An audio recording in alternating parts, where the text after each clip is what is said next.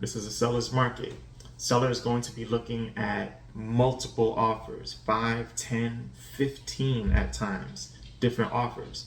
So what is going to set your offer apart from all the other ones? Greetings, family. It's Franz Rancourt Jr. here, the FJD team at Samson Properties. Now, I'm here to give you 5 things you need to know about purchasing a home in a seller's market.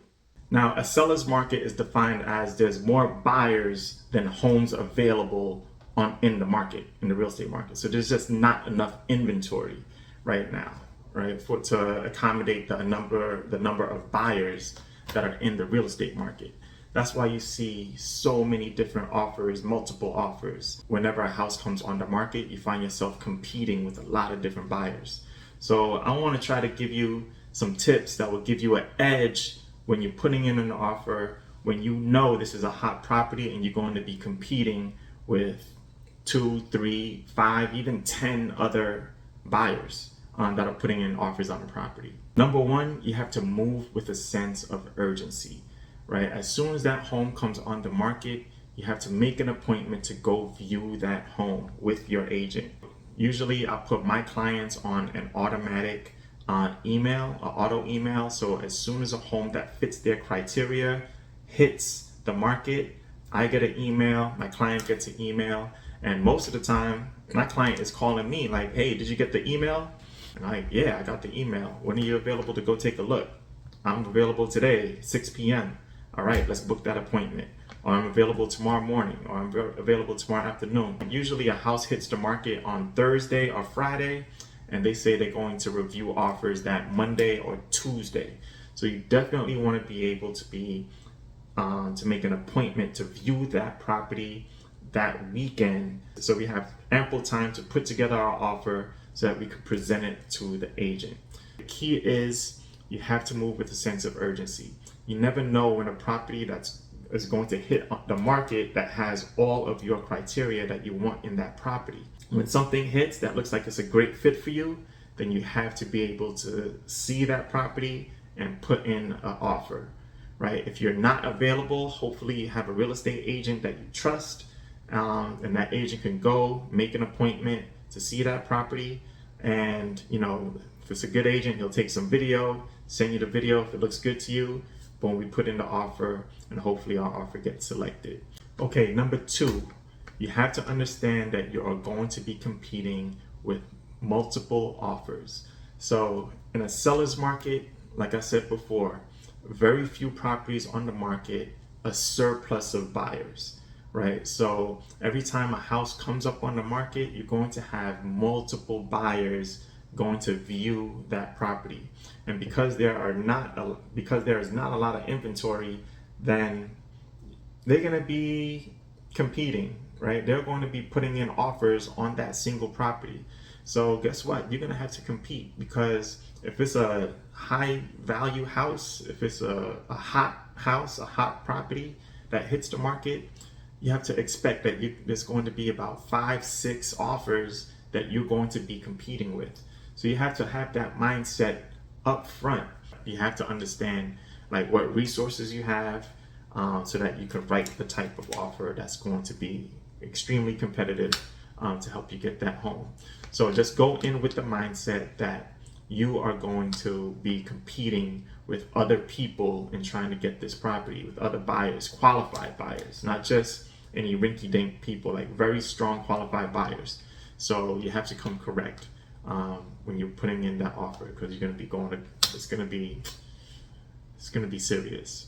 All right, number 3, you have to write a competitive offer, right? A seller's market is not the time to lowball a seller on the price of their home, right? Especially if it's a home that you like. If it's a home that fits all your criteria, checks off multiple boxes on your priority list, and you think that this house would be perfect for you, or you could work with this home, then you have to come with your best foot forward, right? So offering $10,000 less, $15,000 less, or you have a contingency where you have to sell your home in order to purchase their home, some of that stuff is not going to fly in a seller's market, because the seller's going to have their pick of the litter.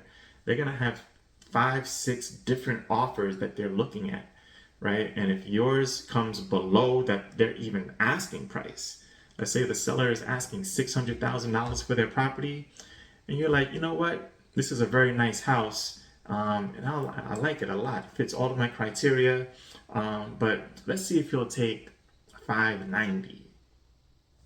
It's not gonna work. You're wasting time. You're gonna be in this market forever if you come in with the mentality that you're going to lowball sellers in a seller's market. The odds are not in your favor unless you're going to find, a property that nobody wants, that's been on the market for multiple months. Yes, you can lowball those types of properties. But if it's a hot property that has multiple offers in a great neighborhood and it fits all of your criteria, then you definitely have to come strong. Some of the type of offers that I help my buyers write come in over asking price.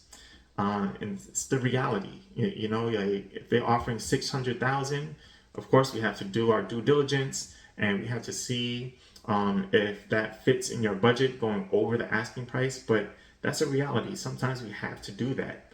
If you're not able to qualify for over the asking price, your 600 is your max limit, then there are other ways we can actually make our offer strong. Maybe we could do a high earnest money deposit, right? So instead of a $10,000 earnest money deposit, maybe you could do a $15,000 earnest deposit or $20,000 earnest deposit.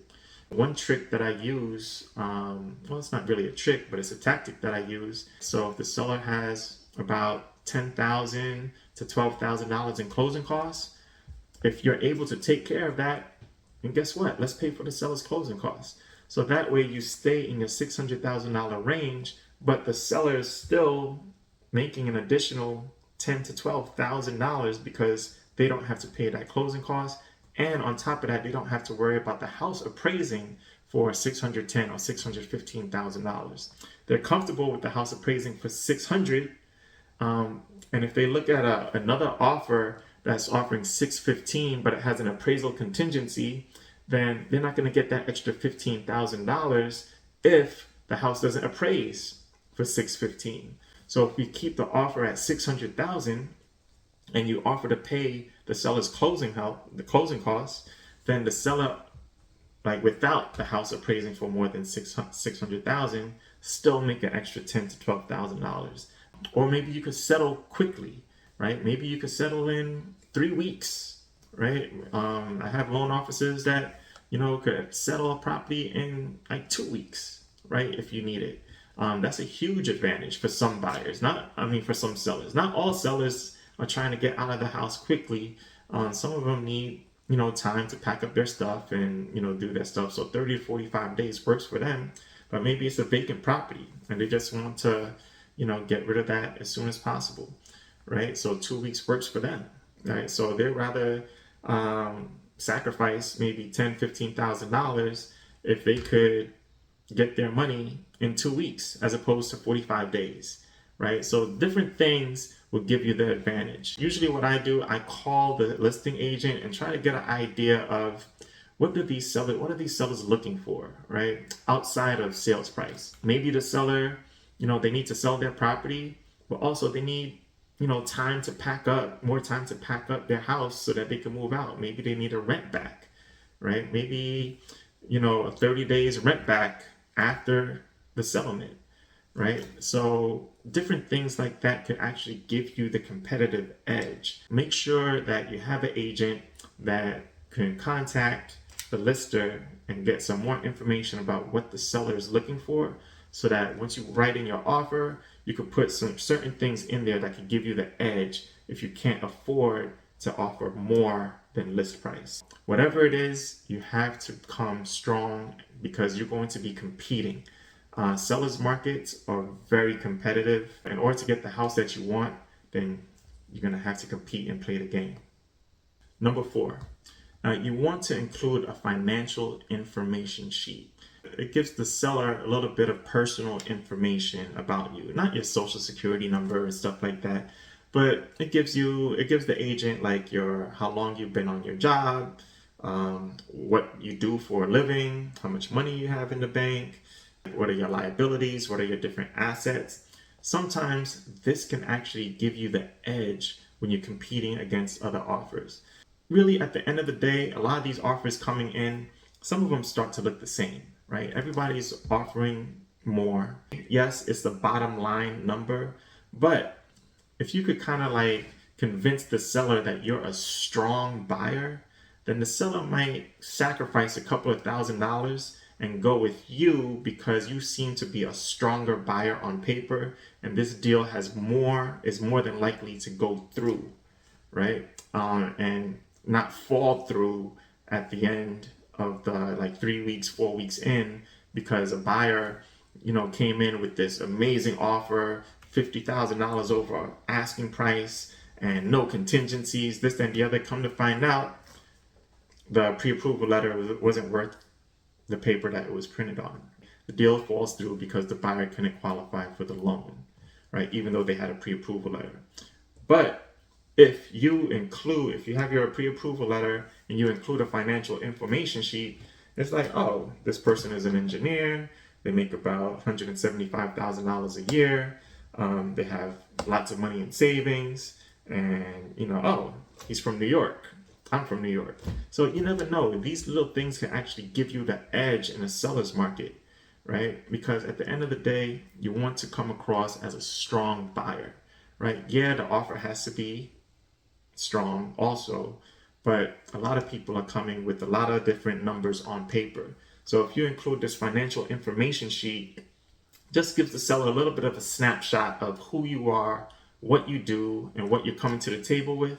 Sometimes that could tip the scales. All right, number 5. Now, this one's a little bit unconventional, but it works sometimes.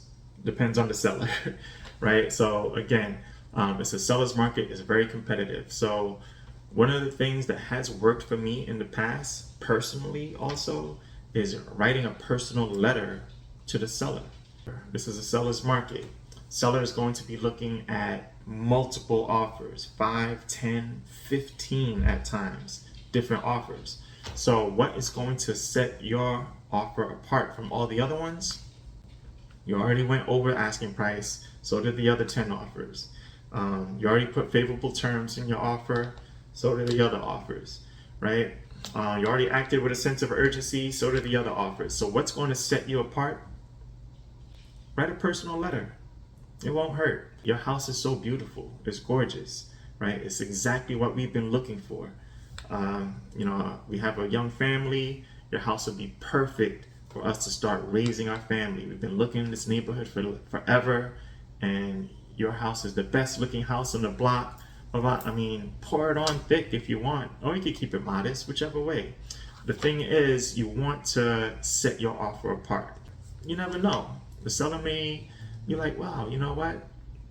At the end of the day, yeah, they want a bottom line, but some sellers are very sentimental about their homes. They're very emotional about their homes. They want their home they want to make sure that house goes to a good family, right? That letter might do the trick.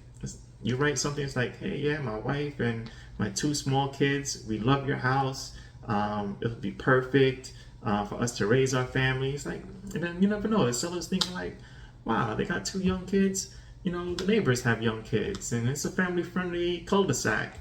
Maybe that'll be a perfect fit. And they look at the numbers, even if it's a couple of $1,000s less. Maybe it's a good fit. On our way out, we'll do something nice for the neighbors because we want to keep the integrity of the neighborhood. Whatever the case may be, that's what letters do, personal letters, right? So don't be above writing a personal letter to the seller, right? That sometimes can tip the scale and make you the winning bid.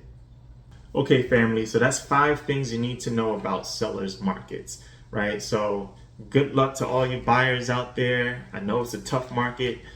Things seem to be, slowing down just a little bit, because of the rising interest rates, but still there's no inventory in the market, right? So there's not enough homes on the real estate market in order to bring the prices down. There's still more buyers than homes available in the market. So make sure that you have a great agent. If you need an agent in the DMV area, DC, Maryland, Virginia, you can always give me a call. I'm available to help. I've been in the business for 20 plus years, so I've been around the block a few times. I know how to navigate these sellers markets, these buyers markets, whatever have you. I'll make sure that I can get you in the home that you desire. All right, so until the next video, peace.